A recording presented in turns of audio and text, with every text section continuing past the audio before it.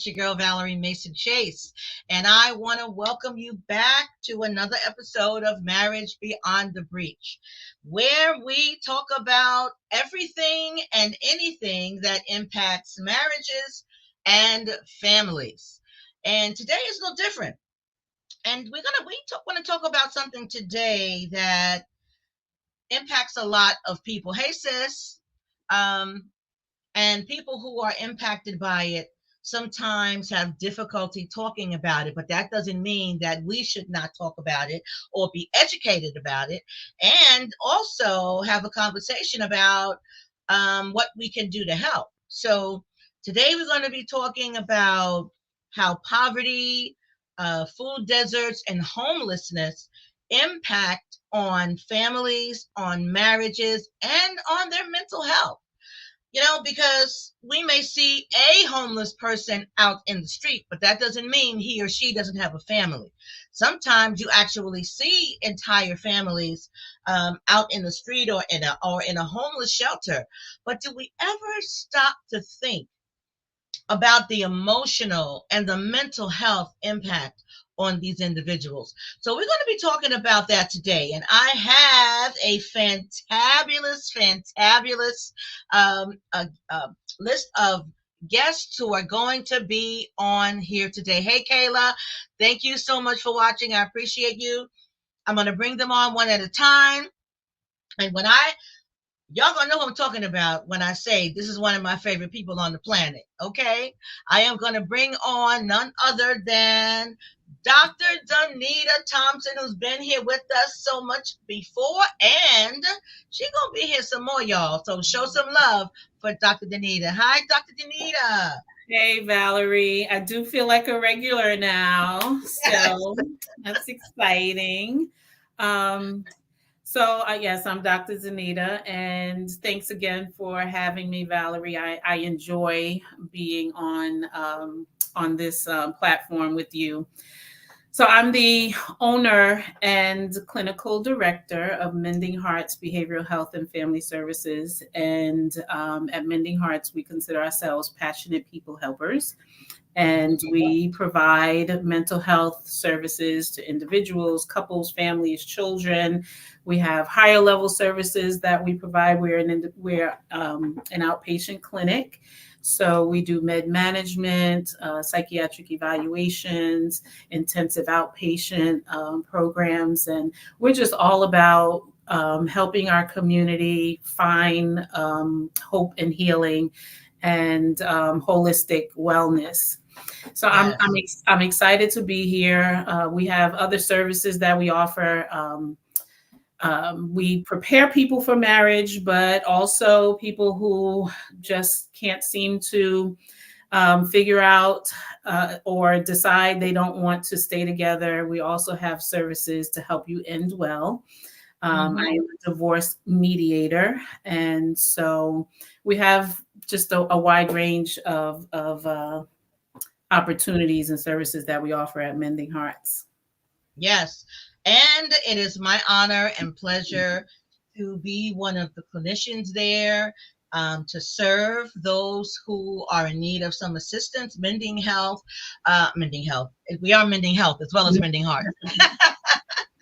It's located in New Jersey, in Florence, New Jersey. I think that's the name. In Burlington County, right? Burlington County. Mm-hmm. Yeah, and if it seems like now you work there, you don't know where it is, because I do just virtual. I'm 100% virtual with my clients, but I do show up every now and again. I'll show up in person when there's something going on. In fact, we just had our staff meeting on Friday, and I was there in person. Yeah. So anyway, Jackie, I see Jackie said hi to me. I'm saying hi to her. Yeah, that's my baby sis. So I want to bring on another sister who actually I met through my sister Jackie. She and I met several years ago, and she works in this field dealing with homeless individuals. So this is Miss Kim Adams, and she's going to tell you all about herself. Hey, Kim. Hey, how are you? Okay. Well, So thank you. love you guys. So I am coming from a different perspective because I literally work in the field where there is homelessness, there's poverty, there Mhm. is hunger. You know, I've been doing this for over a decade. Mhm. I work with women and children. Um, I I started working with women and children from a mental health and addiction perspective. And now I'm Mhm. working with women and children from a homelessness perspective. And it all Mhm. kind of meshes together. So Mhm. I have so much to offer. Like, you know, I've seen it from so many different angles. It's Yes. it's real. It's real. You know, a lot of Mhm. people, the stigmas, you know, people just don't understand what um homelessness comes from. You know, Right. it's not just one area. It's not just one area. So thank you, Val, for inviting me. And I'm looking forward to this conversation. Okay, thank you so much, Kim. And last but not least, bringing up the rear is my sister, my colleague, and she is also one of the clinical supervisors at Mending Hearts, none other than Dr. Angel Wyndham. Hello, Dr. Angel, and thank you for being here tonight. Hi, Valerie. I'm so excited. Thank you for having me on tonight once again. I sometimes am thinking, like, oh, am I a regular on the show as well? Yep. So it's nice to be back. It's nice to talk about this topic, to educate Mhm. and have other people aware of what's going on. Yeah. So tell them about something about yourself, those who Oh, are you want me seeing to you for talk the about first myself? time. Okay. Yep. So I'm Dr. Angel Wyndham. I am a licensed clinical social worker. As Valerie said, I am one of the clinical supervisors. I'm the full-time clinical supervisor at Mending Hearts Hmm. Behavioral Health and Family Services. I do also have a private practice, New Creation Counseling Services, Hmm. LLC. And I have been in the field working with children, adolescents for many years in many capacities: outpatient, inpatient, intensive outpatient, partial hospitalization in schools. I've been working with children and adolescents a long time. Even now, I currently am the director at my church of the children's ministry. So, a lot of Mm. different things with children and adolescents. I've been with youth ministry in another capacity at another church as Mhm. well. And I just love to work with the younger people. It keeps me young. Yeah, God bless you, sis. God bless you. Dr. Danita knows that I don't have the Mhm. oil for that. Dr. Danita knows. And one of the things I love about Dr. Danita and I appreciate so much, because even though there's certain areas we don't feel equipped for and would rather not venture into, there is such a concept of us stretching ourselves and going into areas where we don't feel comfortable. But I appreciate that even though Dr. Ganita encourages us to stretch ourselves, she doesn't make it a requirement. She doesn't require that I see 3 and 4 and 5 year olds. And I'm so glad she doesn't, because I'd be passed out on the floor somewhere. Well, I'd be passed out on the floor somewhere too. So we leave those babies to Dr. Angel. Yes, she can have Mhm. them. And Dr. Angel, I'm glad that you mentioned church. And here's why.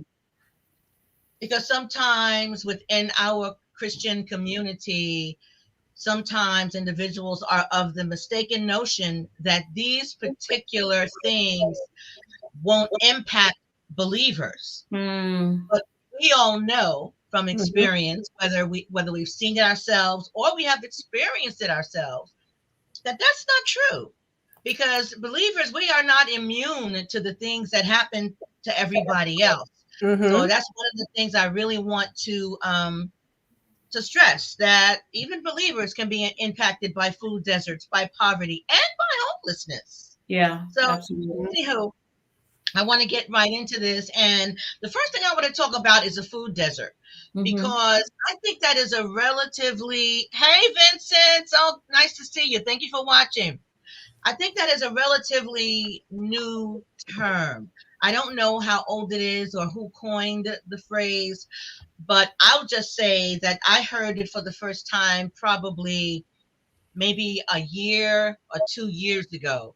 So, Dr. Danita, how is a food desert defined, and what are some of the primary factors that contribute to the existence of a food desert, especially in urban and rural areas? Yeah, Valerie. So a food desert is defined by it's a geographic area where people have limited access Mm, to healthy and affordable, nutritious mhm, food. So if there's a in a rural area, if there's a large population who lives, I think it's 10 miles away from a mhm, large grocery store, that would be considered a food desert. And if you're in an urban area, if you live mhm. 1 mile away from healthy uh, grocery store, then you're considered to live in a food desert. So, but it's typically, low income Mhm. areas and people of color. And I think it was Karen Washington. She coined the term food desert as food apartheid. Um, Ah, yeah, and she said that it's, because the groups who have been denied access to nutritious food are typically people of color, and mm, it's due to systemic injustice. yeah. So she coined it food apartheid. But Wow. so I when I was reading, I stumbled across food deserts, food swamps, as Mm, well as there was a third one: food desert, food swamps, and food insecurity. right. Mm, And so all three of those, mean something different. We know what a food desert Mhm, is, but a food mhm, swamp is when there's so many options. So you have the healthy options, but then you have all of these fast foods and mm, restaurants. And so people without education could still potentially not be eating healthy, or not just lack of education, but um, lack of time management, lack of, just stopping quickly. It's mm, easy. And so mhm, people in food swamps still don't necessarily have the mindset to choose the healthy options. mm, mhm, And people who deal with food insecurity, those are, this either the single moms who have to choose paying their rent over mm, getting healthy food, or they have to choose their child's medication cost mhm. over, a healthy meal. So that's Yeah. the delineation between, between the three. Wow. That's interesting. I just saw a couple of weeks ago, there was a couple on Shark Tank, and they had an idea to address a food desert. They ended up not, they didn't get a deal on their thing. I can't remember their names, and they had what essentially looked like a vending machine with healthy food options to Mm, put in a location, so that and the prices were very reasonable, but they didn't get the deal. I can't remember what their name is, but I'm going to look them up, because I'm hoping that at some point they will get some funding so that they'll be able to address that yeah. concern. So, Anita, or anyone else who wants to respond, so what might be some of the immediate effects and long-term health consequences for people who live in a food desert? Well, the effects could be the physical, it could be, mental, emotional, could even be spiritual.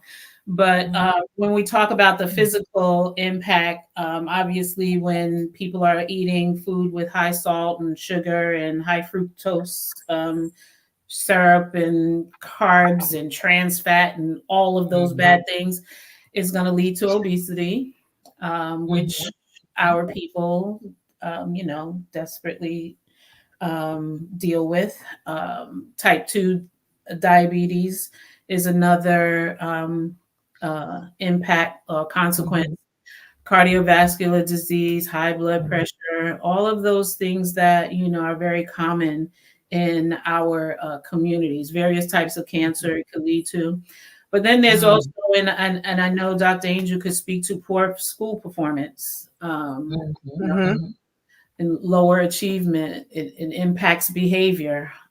It's going to change your mood when Yeah. you are, just eating junk food. You struggle at maintaining a healthy mood, or a stable balance in your emotions Uh-huh.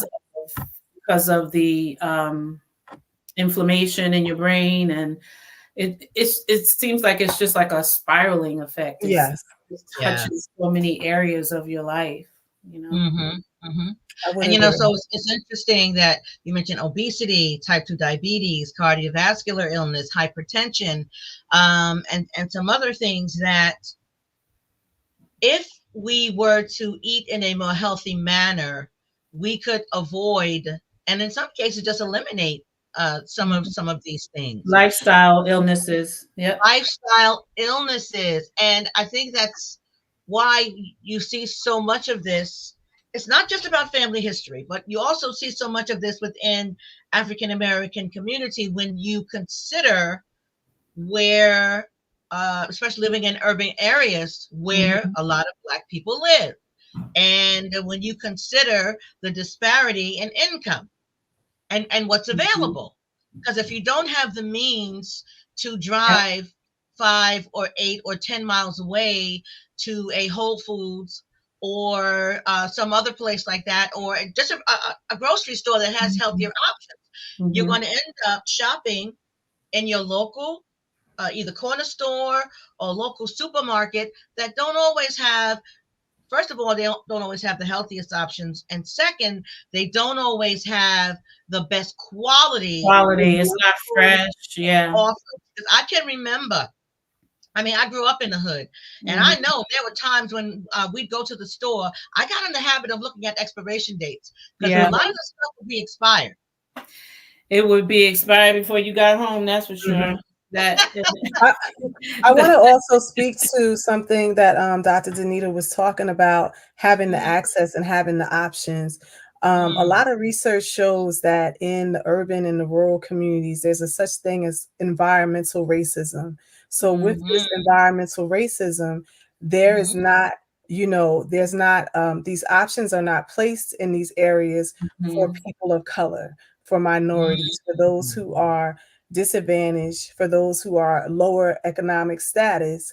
There Right. is this this idea to perpetuate, to continue Mhm. that, Mhm, that status mhm. that this community has. And that's why these options are not made available. Like you were saying, the individuals in these communities will actually have to drive out of town to Yeah. get Right. items that are quality, that are fresh, Mhm, that are, mhm. Yeah. nutritious for them, food that's Yeah. Mhm, nutritious for them. mhm, mhm. Yeah. You know, Yeah. So, Mhm. oh, go ahead, You, Dr. Anita. in addition to that, it's the lack of education even to know what's needed. And I mean, I've had conversations within, my family, and when I start to talk about what I eat and, eating clean and, you know, um, not doing the mama and them around the table kind of eating, the cultural Mm, eating that we, typically do. I'm made fun of, I'm the brunt of the jokes, at the table, that mm. know how to sit around and enjoy a good home cooked Southern meal. And so there's the whole cultural piece that has to be around food, that has Yes. to be, you know, the education really needs to be there. A lot of people of color will say, "Well, you're just trying to eat like the white man," or I've heard Mm. lots of things, eat like white people. You eating rabbit food like white people, mm, or Yeah. Yeah. Oh my God. That it's is called the so almond crazy. mom. So, Yeah. I Yeah. hear that. You Yeah. know, and Go ahead, Kim. And this and that that was the key point, because working in the homelessness population, they just don't know. Right. Like Right. it's like they had the education level is so low. Like they have Mm-hmm. no idea of, they don't expect anything better. Mm-hmm. It's just like, this is what it is. They don't expect Yes. anything better. This is what it is. This is what I know. This is what I am. They don't know that there's a better option. Yeah. Option. They Mm-hmm. have no idea. Yeah. Two things I want to say.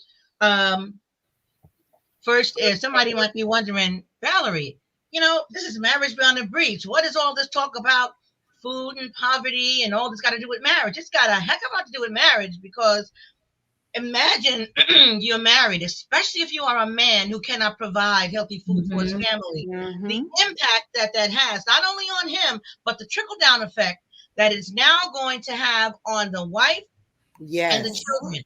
Imagine, just think about it. Yeah. And also, something Kim said, she said they don't expect anything better. Mm-hmm. That hurts my heart, Yeah. Mm-hmm. because so Mm-hmm. often we talk about, because Frankie and I have these conversations all the time, because we grew up in Brooklyn and we have seen the gentrification. Oh We yes. have seen how Brooklyn has changed. Kim, Jackie, Oh yes. No, too. So yeah, too, Dr. Nita, you grew up in Brooklyn too. And Mm-hmm. one of the things I said to him is, and I'm not a fan of gentrification. However, sometimes when other people come in, they come in with that expectation. And that expectation is met. But if we are there and we don't have that expectation, and we don't demand some of those things because we don't know that we're deserving of those things, and we don't know how to advocate for ourselves, those things are not going to be there. Yeah, Mm-hmm. but So when they bring those things, they don't bring it affordable. They don't bring it at Yes. that Yes. people that are already there can It's afford. not affordable. absolutely, that's true. That is very, very true. That is very, very true. So we're just on the tip of the iceberg here, y'all. So what does this got to do with marriage? It got a whole lot to do with marriage and Mm-hmm. relationships, because relationships Mm-hmm. are impacted by poverty and homelessness and all that good stuff. So again, if anyone is watching, if you haven't already, what's the thingy? Subscribe to the YouTube channel, subscribe to the YouTube channel, hit the notification bell. That way you'll be notified every time we have an upcoming Marriage Beyond the Breach YouTube Live. And we have some fantastical subject matters coming up. And y'all gonna see these here ladies again. I'm just saying, so just get ready. Get ready, Dr. Anita, get ready, Kim, get ready, Dr. Angel. So Kim, I want to address this question to you. What are some of the social and especially emotional impacts of poverty and homelessness as it pertains to marriage and family relationships?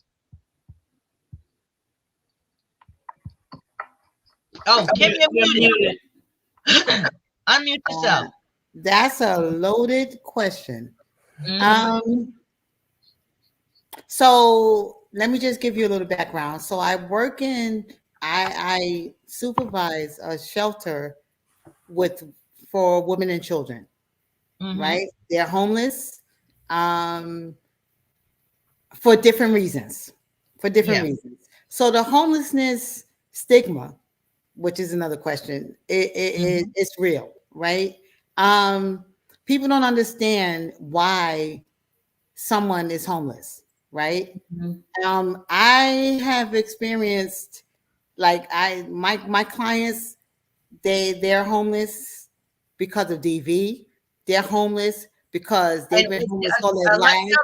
Hold on, tell the listeners what DV is. Some listeners may not know what that is. Domestic violence, right? Mm-hmm. And I'm going to say, like, 60% of my clients right now are homeless due to domestic violence, right? Mm-hmm. And domestic violence is like, it could be a husband, a mate, it could be a mother. Domestic violence is real, right? It crosses all genres, right? Right. Um, some of them are homeless because they've been homeless all their lives. So their parents, so it, their parents are homeless. They feel like that's the norm for them. That's the norm. Mhm. Some of them are Yeah. homeless because of the norm. Some of them are homeless because of domestic violence. Some of them are Mhm. homeless because they just literally lost their livelihood. Right? Mm. Mhm. It's real. So Yeah. I encounter clients who some of them want to get better, some of them are comfortable in their homelessness, right? Mm. So I literally have to work through my biases, my personal biases, right? Mm. And to Mhm. help these people, right? Mhm. Mhm. Again, it's like my clients are they're all women and children, Mhm. which is my heart. Like that's my whole that's what I do. I've been doing women Yeah. and children with addiction. I've been doing women and children with homelessness. This is what I do, right? But they teach me. They teach me, right? They Mm. teach me because at the end of the day, you know, it's a beautiful thing to have a roof over your head, right? Yeah.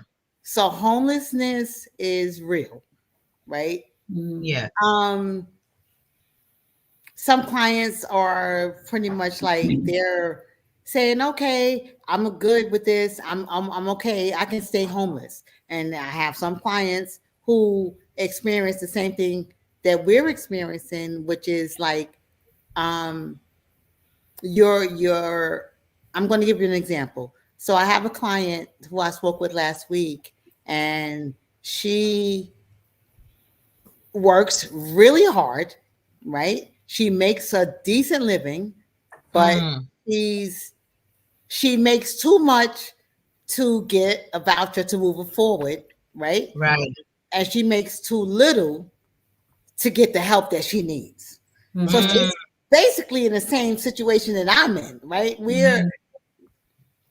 what can we do for her? And it's heartbreaking because I Mhm. can't Yeah. help her.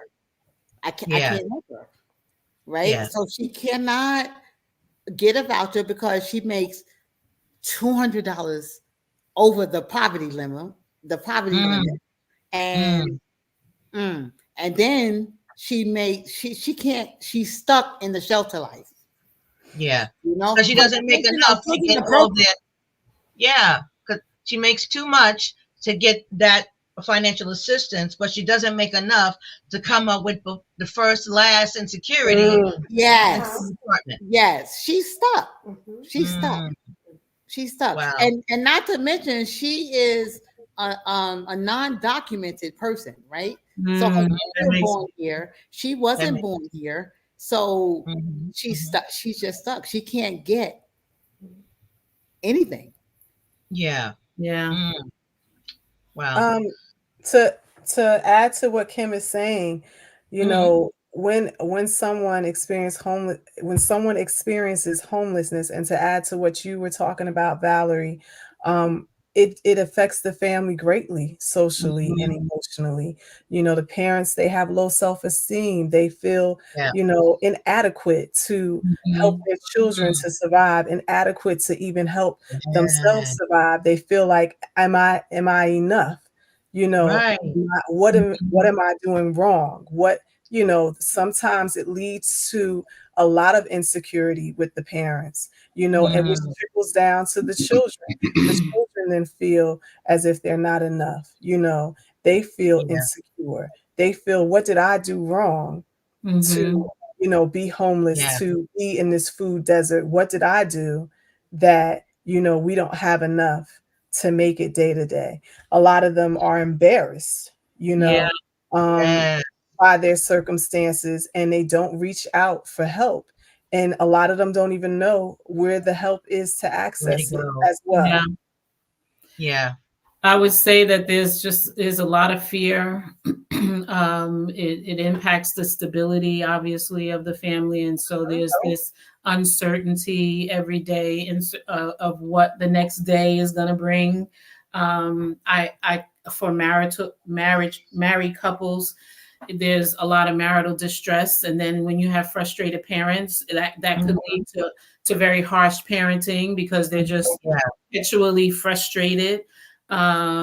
Just probably it could potentially cause young people to turn to illegal ways of finding money, fast money, so Mhm. that they can help their moms get out of this situation.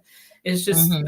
I can imagine a lot of frustration and hopelessness, divorce. Yeah. But I was thinking about the scripture that money answers everything. Mm. Oh boy.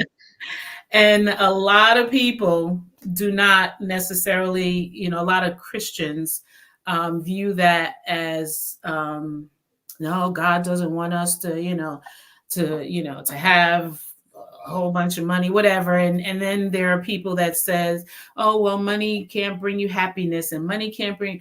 And you know what? I'm starting to think very differently about the whole concept that money can't bring you happiness. Because if you are perpetually money is attached to every aspect of your life, Life. and Right. you're perpetually frustrated because Mhm. you Mhm. can't Mhm. get in touch with it. And I'm not even talking about amenities and fine things. I'm just talking about the basics The of The basic base. needs. the basic needs of life. Absolutely. And so I would think that one could be a lot happier. I'm not talking about I'm not talking about the extremes of people's toxic lives, but I'm just talking Mhm. in general. You have Yeah. sufficient amount of funds and resources, it can bring you some happiness. And money answers everything, whether it's good or bad. Mhm. So if you think about it, so Yeah. money can answer someone using those resources in a negative way, or in a way that exploits others. But money Hmm. can also answer in a good way, providing for people Yes. who have wisdom in how to Mhm. use those resources that have been provided, that have been provided to them.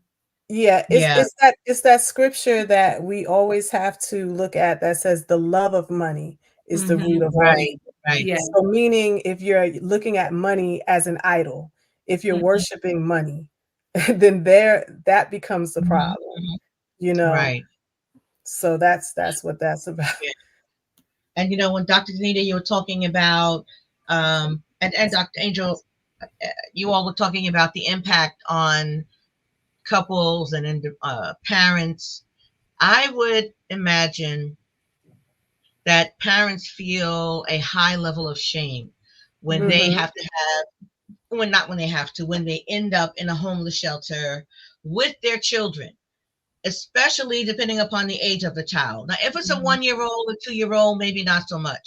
But when they are older and they may want things or they may need things, and the parent is not in a position to provide those things, I would imagine that the parent feels a great deal of sadness, a great deal of shame. I can remember when we were kids and we were very, very poor, and there were things that I wanted that mama couldn't afford. And as a kid, I wasn't very kind or gracious about it because I wanted what I wanted, and I was upset that I couldn't get it. And I do remember so many times mama would just sit down. She would just say, but baby, I just can't afford it. We just can't afford it. And I can visualize her now sitting with her head down because she had to say no to me for Yeah. something that I asked her for that she just could not afford. And as a parent myself, and now as a grandparent, I know that that is a horrendous place to be in, Hmm. where you can't provide not just what a child wants, but you can't even provide what a child needs. And so, yeah, if that family or if that parent does come to counseling, that sense of shame and sadness is absolutely something that would need to be addressed. Yeah. Absolutely. Yeah, I got thank you so much, Val. for that because I talk to high school students, right, in the Mm-hmm. shelter, and it's such a different conversation that I have with a 6 year old, right? Mm-hmm. So Mm-hmm. the high school students are embarrassed, they're Yeah. ashamed. That's why the attendance rate of children in Mm-hmm. shelters is so low. They're embarrassed. They're Mm-hmm. ashamed. They don't, they're communicating with students, their peers who have a roof over their head, right? Mm-hmm. So although they do have a roof over their head, but it's homelessness, Yeah. Right. right? They have curfews. They have a whole bunch of things going on that they cannot deal with, right? And Mm-hmm. people just don't understand like that. Like these, so some of these students, right? They're in this situation by no choice of their own, right? Mm-hmm. But what people don't understand is that their parents are in this situation because that's how they grew up, Mm-hmm. right? Mm-hmm. So a lot of history makes sense, right? So the kids don't understand. Like the Department of Homeless Services has a lot of initiatives, right? They want to encourage these children to remain in school. They want to encourage these children to do better, to go to college. They Yeah. offer they offer extra classes. We have Wi-Fi, we have free computers, we have free laptops. They do that, but the mentality of the students is not there. They're like, my peers have a home to go to. I go home to a shelter. Mm-hmm. Yeah. And Yeah. Yeah. it's hard on them. It's really Yeah. hard. And I also imagine it's difficult to have a mindset to take advantage of some of those opportunities when you have an overwhelming sense of hopelessness. Because I believe that has to be kind of addressed in some way to instill some hope and positivity in the individual, so now that they are in a place mentally and emotionally where they can take advantage of some of those resources that might be there. But a hopeless individual is going to pretty much be like a bump on a log and not have the capacity and the ego strength to pursue some of those things. um, also want to ask about a child growing up in poverty without a stable home. How might this affect the child's, not just their mental health, but academic performance? And I think y'all kind of touched on that, but if you could just elaborate a little bit more, if you would. Um, the academic performance is greatly affected. Mm-hmm. A lot of times when children, adolescents don't have a stable home, as Kim was talking about, they're not accessing different ways of bringing up their grades. That's not necessarily the primary focus for them. You Right. know, Right. other students, they have their mind freed up that, oh, I can study, I can get good grades, I can run, Mm-hmm. I can play a sport, or I can be in this club. Other students have their mind freed up, but this other student that is without a home, their mind may be thinking of, what can I do? What after school job can I get? You Mm-hmm. know, what can I do to bring some income in so that Yeah. my mother and I don't have to live in a shelter anymore? How can I help to provide for the family so that way we can have a stable home? So their mind is not necessarily on, their grades. And it's not as if, the parents, when children are achieving and they get praise from their family, and the family pays attention to what they're doing, it's not like Mm-hmm. the family can pay attention to, oh, is my son or my daughter getting good grades, when their primary focus is also, getting out of the shelter or getting a place to stay for their Right. family. They're not really thinking about, how is my child doing academically, Yeah. Mm. so it does affect the academics, the grades. There are some success stories. I don't want to say that there aren't. There Right. are some people that have been homeless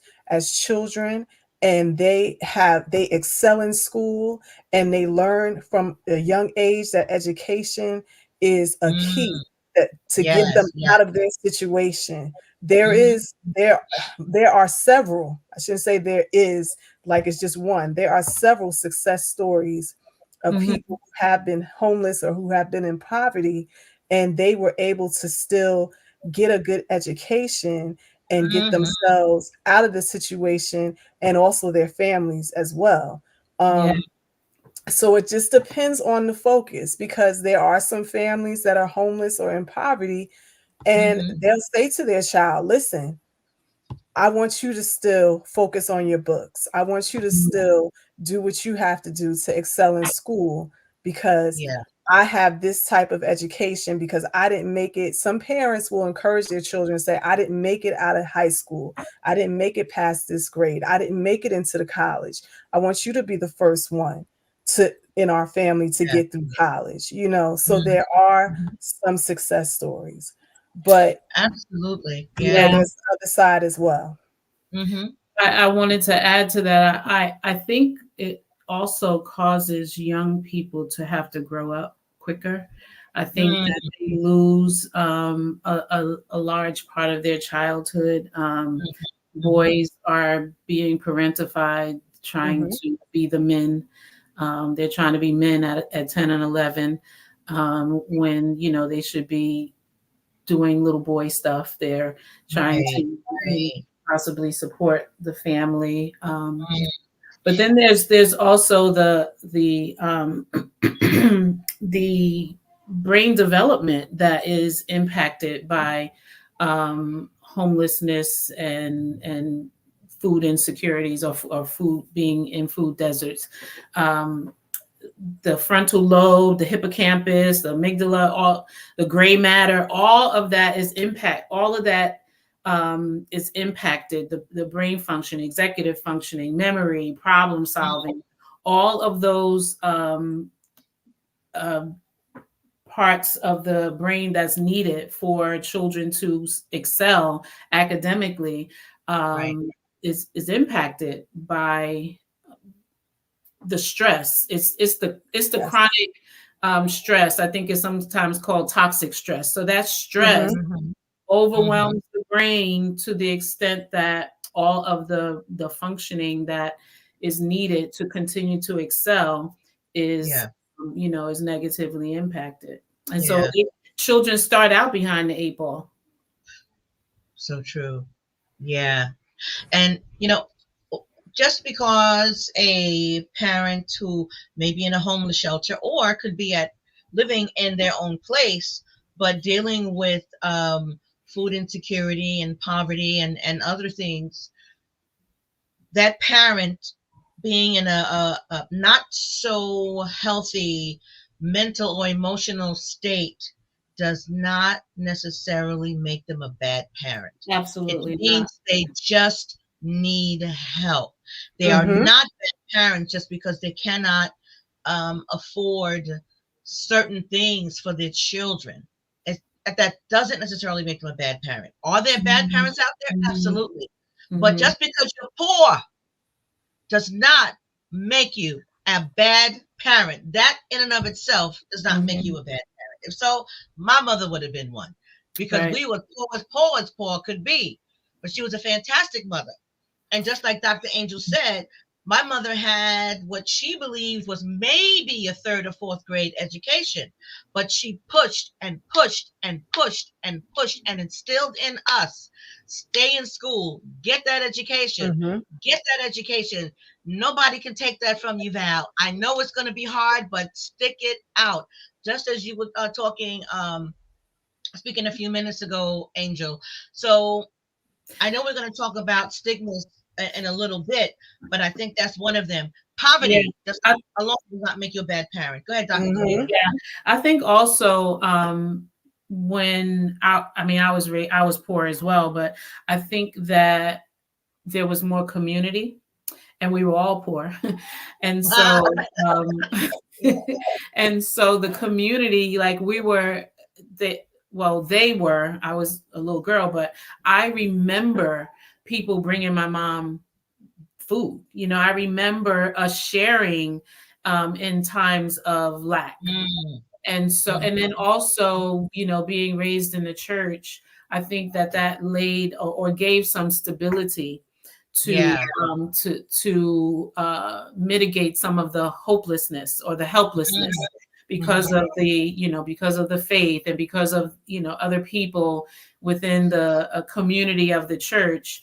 You had, you know, people that you could lean on. I think oftentimes women today or families today, they feel like they're out on an island. It's just not enough community um, That's true. to Even help in the support. church sometimes. You said, well, I feel well today. Yes, Today, nowadays, I feel nowadays. like back in the day, the church Mhm. served a purpose very different from Very different. what it serves today. Yes. That's Every another church show. I remember every church that we Yeah. belonged to when we were growing up, they all Mhm. had what a quote unquote benevolence fund. So if there was a Yes. family in need, Mm-hmm. the church would take up an offering for that benevolence and help that Two family offerings. out. One was for the needy, and one was for the church. Right. Every Sunday. I don't know whether I believe it got to the needy, but I know it was taken up. Yes, that oh, thank you Yeah. so much, Dr. Nene. I was poor and didn't know I was poor, right? Mm-hmm. Mm. Because my Mm-hmm. parents made sure that Right. I was provided for. Mm-hmm. So Beautiful. I Mhm, was mhm. poor and did not feel poor. I agree. I knew it on the other end. Like once I became an adult and look back, I'm like, oh, we were really poor. Yeah. Yeah. And Dr. But a lot of pride. You know, our parents had a lot of pride and they were gonna make mhm, some pennies work. They were gonna put those pennies together and be frugal and figure it out. And yeah, I don't think that the resilience is there not today. like Mm. it used to be. Mm. Yeah, you're absolutely right. Yeah, Kayla agrees. She said the sense of community makes a huge, impactful Mhm. difference in lives of individuals. Mhm. So, if any of you could speak to, so what can a school do, or a school system, or the educational system do to support children and families facing some of these challenges with homelessness and food insecurity? What, if anything, can a school or educational system do? Something that I had thought of was that a school, well, there are still some schools that do this, that they provide free breakfast and they provide Mhm, free lunch for the mhm, students. There's still some schools that are able to do that, and that's helpful for kids.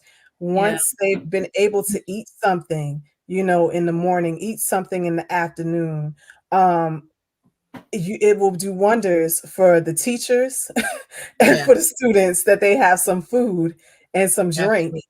in their bellies, Yeah. and then they're able to focus because then their stomach isn't growling, their Mhm, throat isn't dry because they haven't had, just the basic, needs of food and drink. We talking about food, but we also Mhm. need water. We Mhm. also need, Behind. liquids. We need to stay hydrated as well, and yeah. that's a, concern too, but in another day.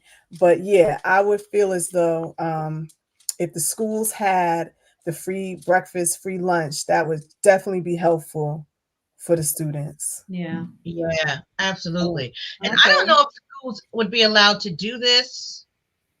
I don't know. But let's say a child is going to lunch. I don't. The school allow children to get seconds with their lunch I if don't they give know. them free lunch. But let's just say hypothetically, a child got lunch. You know how when you're at the restaurant, you don't finish all you eat, you get to take a doggy bag. Mhm. Will the school allow that? If it's something that is not going to be very perishable. I don't even know if that's doable. What do y'all think Um, about I don't know. I've only seen I, you can't take food out of the lunchroom, so I don't know whether Yeah. they can take doggy bags or I've seen teachers. I've known of educators who knew of situations Yes. and they Mm-hmm. would throw things in the bag, for the child, but not, make it Uh, known. Yep.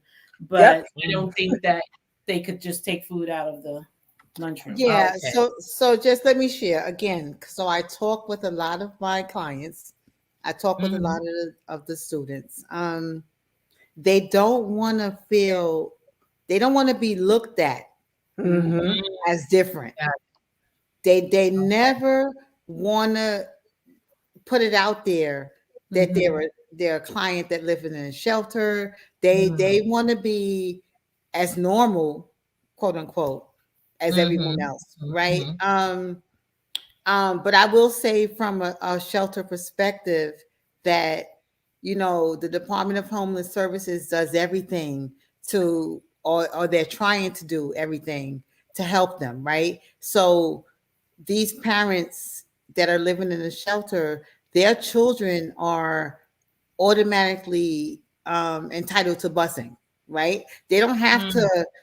They don't have to like run and try to get their kids to school or do that. Their bus will pick them up from the shelter and take them to the Mm. school. It doesn't matter what borough they're in, right? Mhm. They will take them to a school because that lessens the burdens of the parent, right? Mm. Right. Um, Right. they have certain food programs that will assist these parents that are in the shelter to ensure that their children eat, right? So that in collaboration with the Department of Education, it works, so they're Mm. doing what they can because the numbers for children in shelters with attendance and graduation are so low, like Mm. Mhm. because the mentality it's the worst. So they're Yeah. doing whatever they can to try to lift that up. Yeah. So there are things out there. Unfortunately, no one knows it unless you ask. Mhm. Yeah. Well, Yeah, maybe there needs to be some sort of push in order to get that information out Yeah. there so people Mm-hmm. can be aware of the resources that are available. Because if you're in that situation, I can imagine, so where do I go? Who do I ask? Where can I find out what I need to find out? Where is it? Yeah. So maybe there needs to be a bigger push to make finding available resources and how to access them so that people Yeah. can take advantage of them. And if you are just joining us, we are talking about the impact of poverty, homelessness, and food deserts on marriage, family, and on mental health.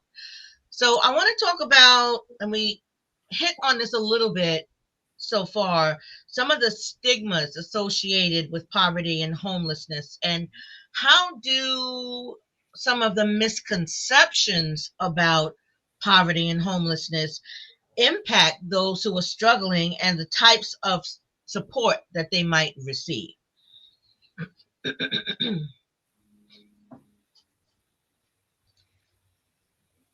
Anybody can answer that one. Okay. I know that Kim had touched already on the stigma, Mm-hmm. that, people feel, and you had touched on it too, Valerie. People feel that if someone is, in poverty or homeless, that they could be this bad person. Oh, they lost their job.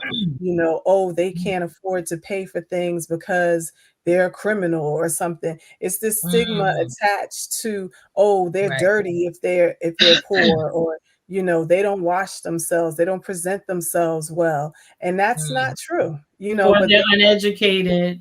they're uneducated. Yeah, Mhm. there's just a whole lot of different stereotypes out there mm, about if mm, someone is in poverty or if someone is homeless, and so yeah. because of those stereotypes, that's where the stigma comes from. I can say working in a community clinic based clinic, and I would meet with my clients and they would say to me, "You're so nice to me. Oh, it's so nice that you have some mints or some different stuff out in the office, and you Mm, offer me things, and I don't experience this because I have Medicaid. I'm like, well, it doesn't matter what kind of insurance you have. Everyone should be treated with respect or right. dignity, when you Mm, come to see any kind of healthcare provider. But because of, the stigma, they may get services that are, inept, services that are not, really respecting them as a human being simply because of their socioeconomic status. Yeah. yeah, And it's just so pervasive throughout so many. It's just the scope of it, the stigma, and all of it is just so grand. I'm thinking right now of when you said Medicaid clients and treating them well. I'm thinking of how even in the system, Medicaid clients are not. They're only the interns see like if you have commercial insurance, interns can't see commercial insurance clients, but the Medicaid Mhm. clients are not treated as though they deserve higher quality services. Not that interns can't, but they are learning. They're learning on Medicaid clients. And yeah, I'm just thinking about how the system just keeps right. perpetuating in every single area. Mm-hmm. Mm-hmm. Those Absolutely. That's sad. thinking of So, that so when you ask the types of support and services that they receive, it's typically going to be subpar. subpar. Yeah. As if the fact that you have Medicaid, you're not deserving of Mm-hmm. um, better quality. And essentially, you're okay to be a guinea pig. Mm-hmm. That is so that's so sad. It's a system that we have, and it's unfortunately the system within which we are forced to work.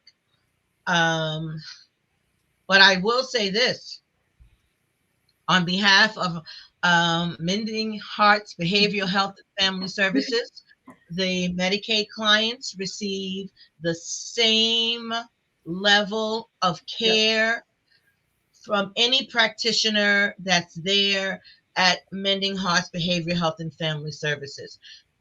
Every client is treated the same way with dignity and with and respect, Mm-hmm. and we see it as an honor to be able to walk aside any client, and it really is a privilege to be Yeah. selected to hold someone Same. and their stuff when they are going through Mhm.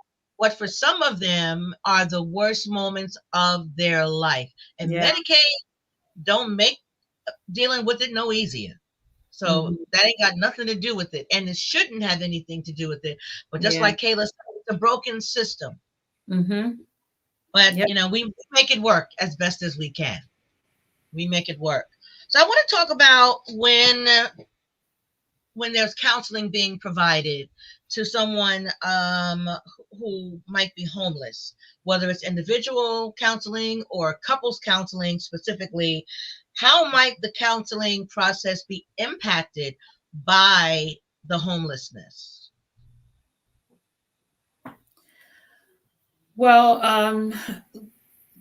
at the basic level, the ability to get to session and pay for session, Mm, you know, is challenging. And the primary focus of working on the family or the marital situations would be overshadowed by the immediate situation of homelessness. And so it's yeah, very hard to, get to other counseling goals when, the immediate situation is overshadowing. There's probably higher risk of substance use disorders so that they can deal with their frustrations or mask their frustrations. So there's comorbid, co-occurring disorders that are happening um, while working, with the couples. yeah. Okay, so for me, from my level, it's getting them to not feel like seeking seeking help is a That weakness. will, yeah, weakness. Mm, Right. So yeah. it's like, I speak to the women, I speak to their significant others, and it's like, we don't need help. We're good. Right. This is Mm, the quote unquote norm. It's really hard to get a couple to understand that they need that assistance. Mm, yeah. Yeah. Wow. I'm just wondering about this. I'm always wondering something, right? So I'm wondering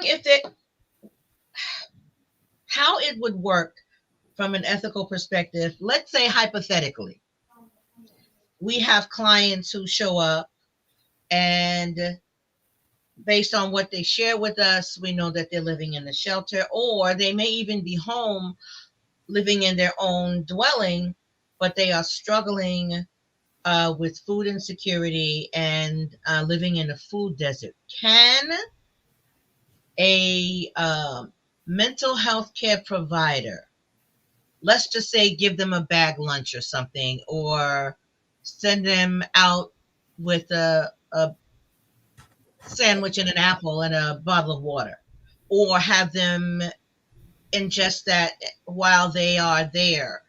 Is that something that makes sense, or that doesn't make any sense? I know I have always have thought all kind of stuff going in my head when I'm thinking about things. What are your thoughts on that, Dr. Danita and Dr. Angel? Talk to me. I mean, in some of the schools I worked in, yeah, I gave a sandwich, water, apple, a whole lot of things to some of the students. Clothes, I didn't necessarily, Mm, as Dr. Danita was saying, discuss with anybody that I was, giving these certain mm, things to the students, because I mm, don't know necessarily if that was something that I was supposed to do or allowed to do. But when you see someone in need, whether you work in a healthcare facility, a school, or whatever, as a human being, you do want to give, yeah. and yeah. you do want to help. And so I have, and I'm sure there's still people in schools and community centers and all over that they will give to those that they know that are in need. I think, though, what's helpful is that you let them know where there's a food pantry, Yeah. let them Mm, know where it is that they can continue to get resources. I had, in the clinic that I worked in, I had access to, okay, where the food pantry is. If I had a Spanish speaking client, where they could go for certain services. If I had a client that was an African American, where they could go for certain services. I had like a list of places. So yeah, I would give for the immediate need. mhm. But I gave resources too to continue to help with the Right. need. So that way, hopefully, they could continue to provide for themselves. Mm, Yeah, it's hard to be a helper and not help, yeah. So you end up doing things that are not necessarily part of the job description, but because it's your heart, I remember before I went into mental health years ago, I was a public school teacher as well. And I did things that I'm sure could have gotten me fired. But back then, I think it was a little safer than it is today. But Mhm. I had a student whose mom was on drugs, and I ended up taking that girl home to live with me for a while. And I can Mm. say this now because it was in the 1980s, so we're well over, and she's in her 40s now, but she never Mm. forgot it. She reaches out. We have a relationship, and that's, I believe, saved her life. Mm. Yes, just like Sister Kayla said, the posture of a servant's heart. And you said, Dr. Danita, it's hard when you have a heart like Mhm. that Yep. and you see the need. It is so hard to not want to do something. And sometimes, Mhm. we may uh, oversee that.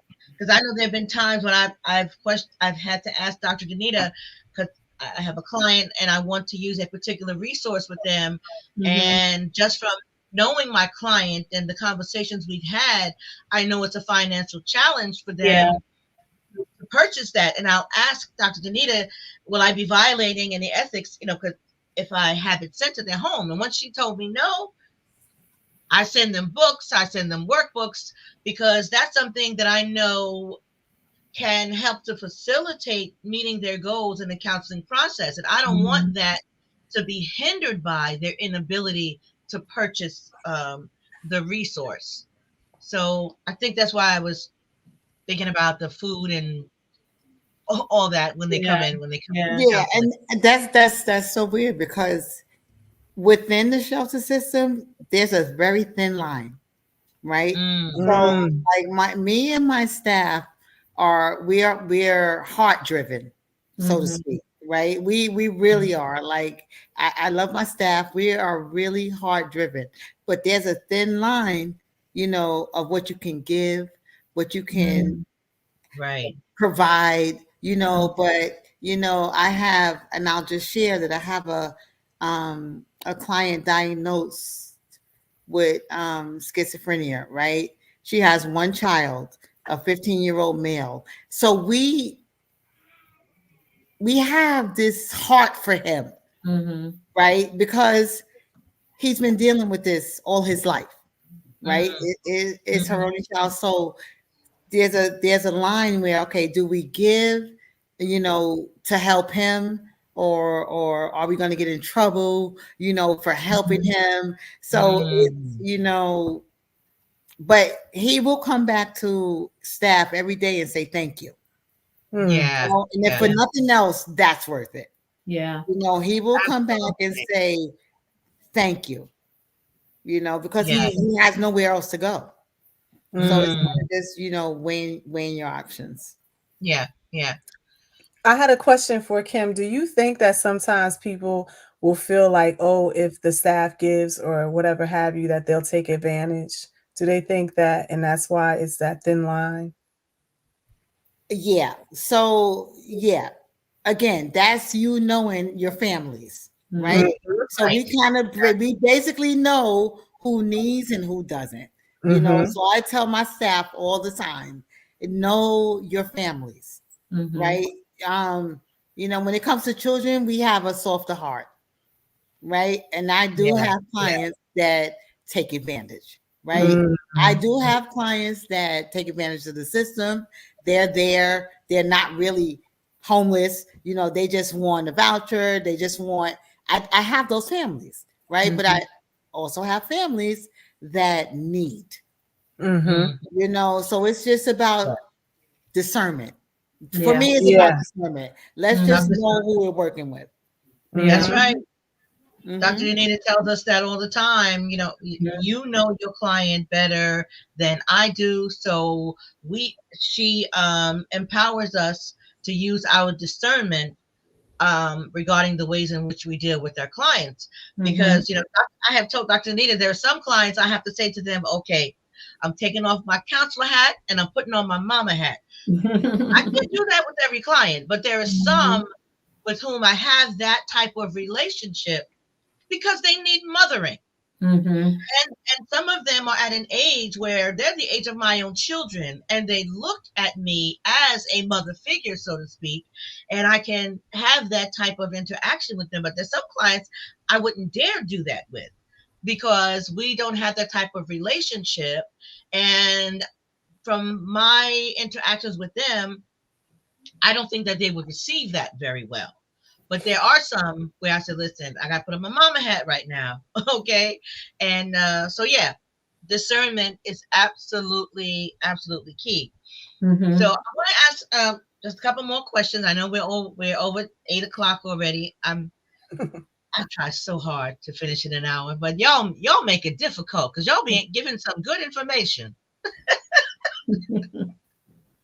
So I want to ask if you are aware of any new or innovative or unconventional approaches being used to address either food desert, food insecurity, food apartheid, or homelessness? Well, I mean, I don't know if I don't think it's new, Mm. but probably more are coming up in neighborhoods, community gardens, Oh, where, communities are taking mm. control of their own, the insufficiencies that are there, or, the vegetables and fruit that's not available, and they're growing their own gardens. Yeah. Um, you know, Either community wide, or people are growing little plots in their own backyards. Mm. There's also where people collectively come together and they own markets together, where they may not be able to do it on their own. They come together and do like these co-ops. Ah, Yeah. yeah. There was an initiative I read about where, like in the cities, like in New York, there's an initiative to restock the shelves of those bodegas with healthier options rather than the processed foods that are, you know, Oh, yeah. yeah, That would be a great idea. I remember going to that corner bodega. For yeah. 50 cents, you get a little cake and a crackhead soda. That's what we called Mhm. it back in the day. The 25-cent soda, we called it the crackhead soda. Mhm. And kids are starting out with that before they get to the school building. That's Yes, what yeah. they're eating for breakfast, soda. And it's And nothing but sugar. hmm Jackie, you remember them crackhead sodas, right? I know Jackie remembers them crackhead sodas. I know. I used to get my pineapple soda. Oh my gosh. I loved pineapple soda. Yeah. Um, yeah. And then Michelle Obama, she had that Let's Move initiative, and she was able to get Oh, yeah. a nutritional act uh, bill that was signed, where they had better nutritional standards in the Mm, school buildings. So yeah. I don't know a lot about what's going on in homelessness, but Yeah, with the food. I Yeah. know whatever it is not enough. Not for Yeah, the it's not not for enough. the They country that we live in. give them the bottom of the barrel. So I Mm. will tell you what it is. Yeah. It's literally like, you know, I we send clients to food pantries, because they don't have the resources to eat, right? And the stuff that they come back with, I'm like, yeah, it's only gonna last like a day, right?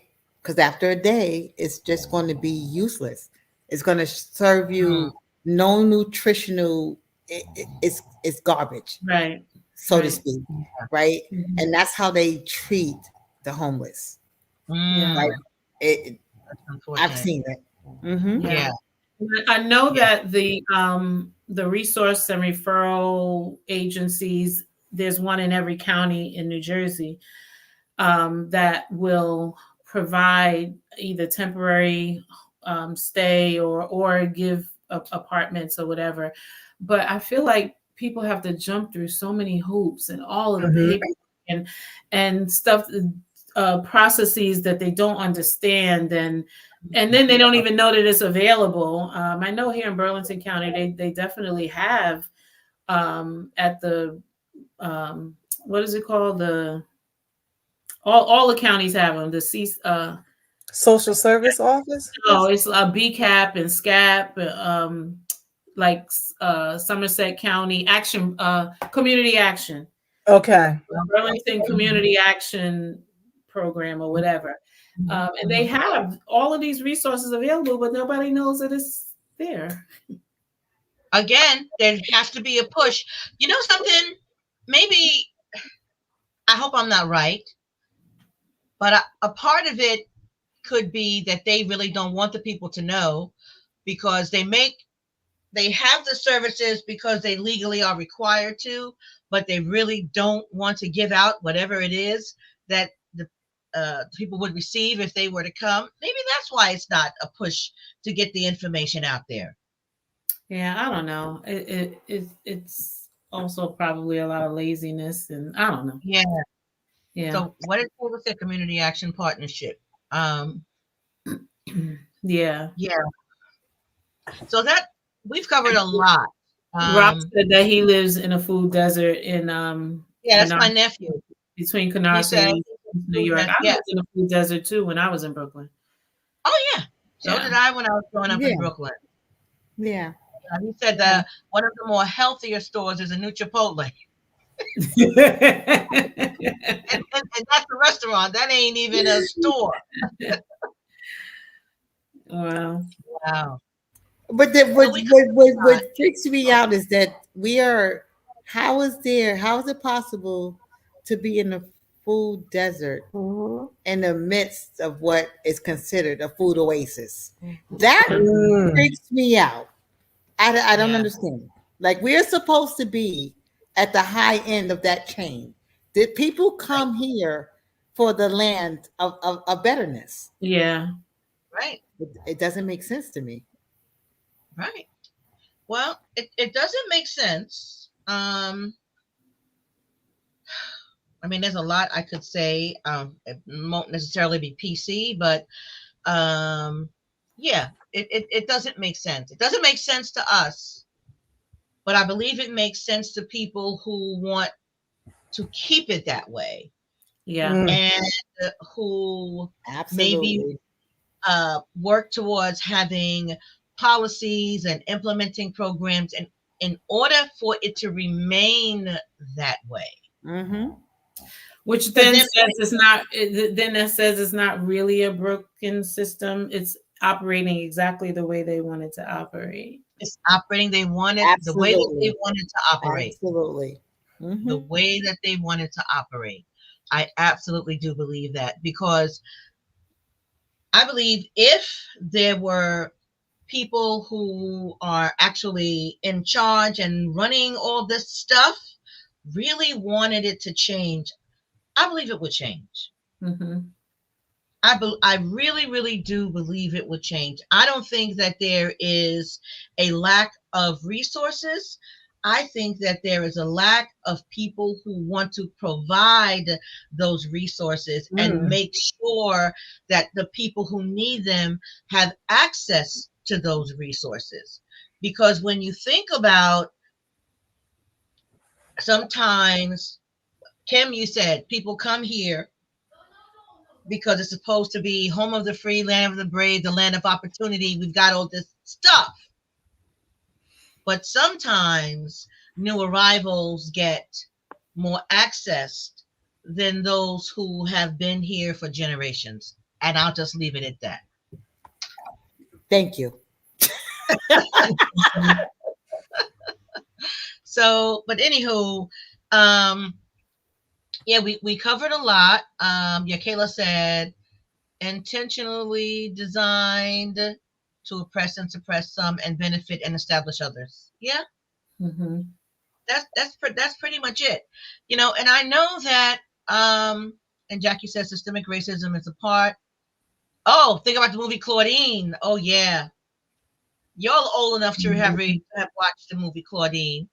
And that definitely showed how the system is perpetuated. I know because we lived it. We were on welfare when I was a kid. And they would come into your house back then and they'd come and inspect. And if we had a toaster or an iron, mama had to hide it because if they saw the toaster or if they saw the iron, well, how could you afford that? How's it? You got a man up in here? Mm. Yeah. So anywho, um, Rock said Emblem Health Opportunity has reached out to the community, offering free health services to the community as well.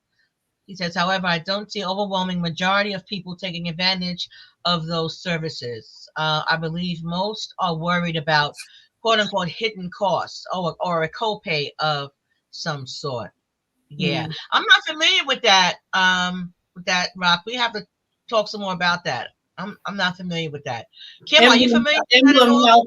Emblem Health is one of the insurance networks based in New York. Yeah, based in New York. Yeah. Yes. Oh, okay. But there are systemic regulations with all of them, Mm. right? Yeah. Like I said, again, coming from the shelter world, I look for I have a lot of clients who are undocumented, right? They had children that were born here, but they're undocumented, so they're Right. limited. Now they have to pay taxes. They work. I have plenty of clients who work day in and day out, but they're not eligible for certain services because they're not citizens. They're not Right. Right? citizens. Their Right. children are citizens, but they're not. So a lot of these services are not eligible. They're Yeah. not eligible for it. Yeah. Yeah. Wow.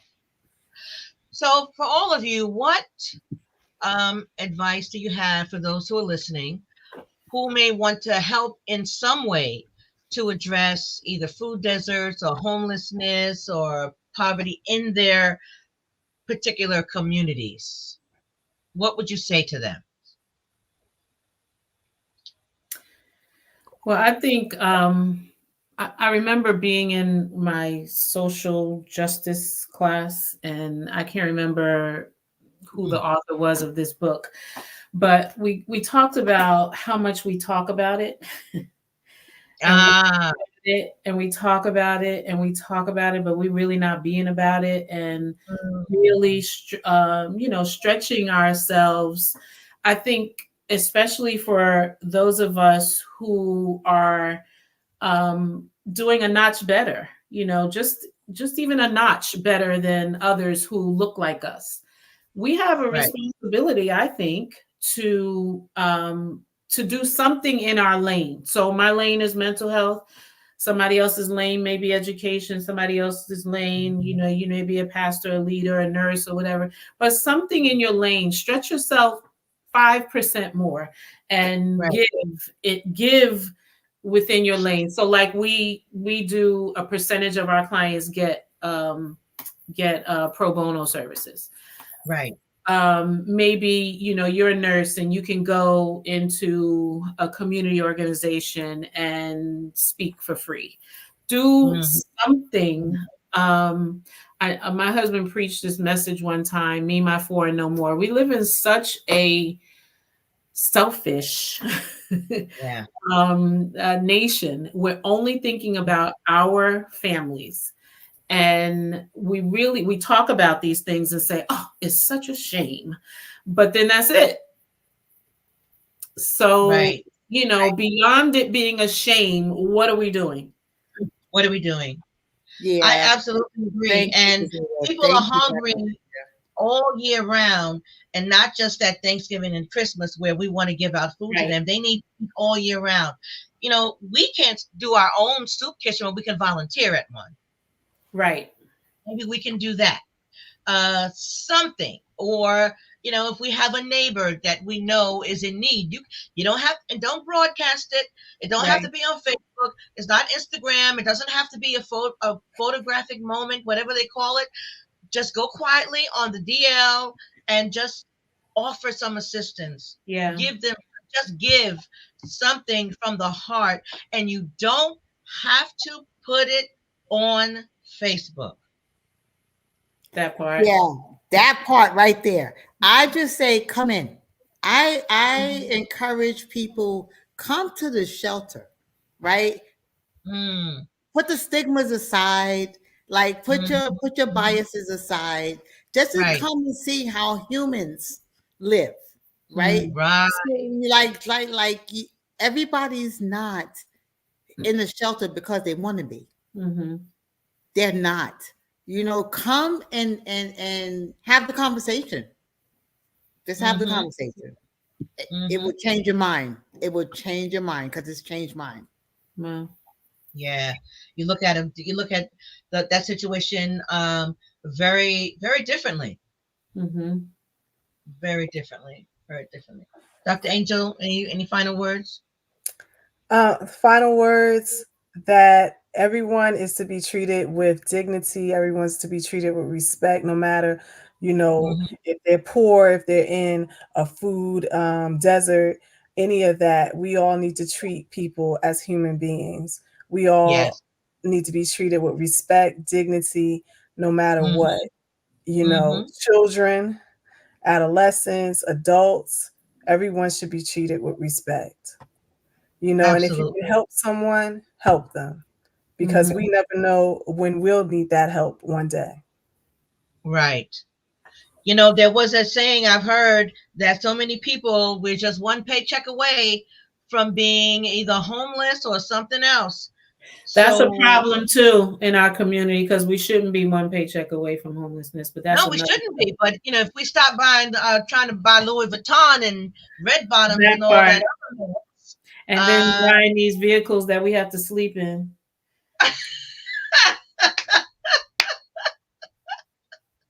yes, because just because you can buy it, don't mean you can afford it. Mm. Don't mean you can afford it. But that is Yeah, a good another point. topic. Learning how to live beneath Within your means or within, below your means. below Yeah. your means, or Below your learning means, how yeah. to invest and learning how to make your money work for you, and yeah, all of that. Right. Like Sister Kayla just wrote, financial literacy. Yeah. Yeah. Yeah. I think that should be a course in school. It Yeah. Mm-hmm. should be a course in junior high and high school, because not all those kids are going to go to college. Some of them are going to graduate and get jobs. They need to know how to manage their finances. Yeah, Yeah. New Oh, New Jersey's rent is high too, Rock. I understand that. yeah. That's why my daughter moved to Charlotte, and she she's doing very well. He said Uh, New York rent is high, high. yeah, New Jersey rent is high, high too. Right? Yeah. it's It's It high, is. ridiculous. high. It is. Yeah. It's bad. Mhm. And it's not the sad part is it's not going down. It's just going to continue to go up. And I just don't know what this world is going to come to. $3,800 for a Yeah, 3-bedroom in Brooklyn. That's crazy. crazy. And 3,800, and depending upon your salary, you need 3 roommates and yourself just to afford it. Yep. Mm. And that's troublesome also, because then, especially if you are a young lady and you've got 3 female roommates, as soon as one of them get a man, she gone. Yes, ma'am. And you got to figure it out. It's hard. Mama used to always say, don't get anything that you can't afford to pay on your own, even if it's a closet. Make sure you're able to pay for it on your own so you don't have to be dependent on anybody else. So that even if you had a roommate and a roommate left, you can still afford the rent on your own. Now, that's saying a lot for that rent in New York. But if you're by yourself, you don't need a 3-bedroom. You could just get a little studio or something like that. But Even even that's those, even even that, those are high.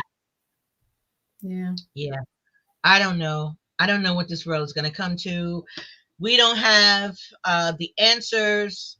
Um, God has all the answers, but there are things that we can do to help and to be of assistance for those who are less fortunate than we are, because a lot of us, we are extremely, extremely blessed. Mm-hmm. And we know, I believe we all know some people who are not, Yep. whether they're in our family or in our community or in our houses of worship.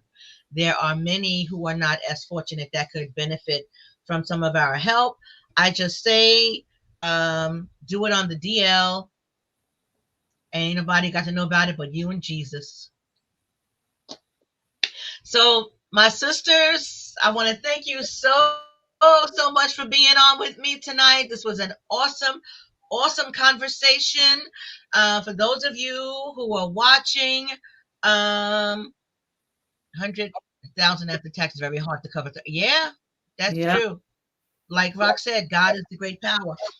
I want to invite you to come back again next week.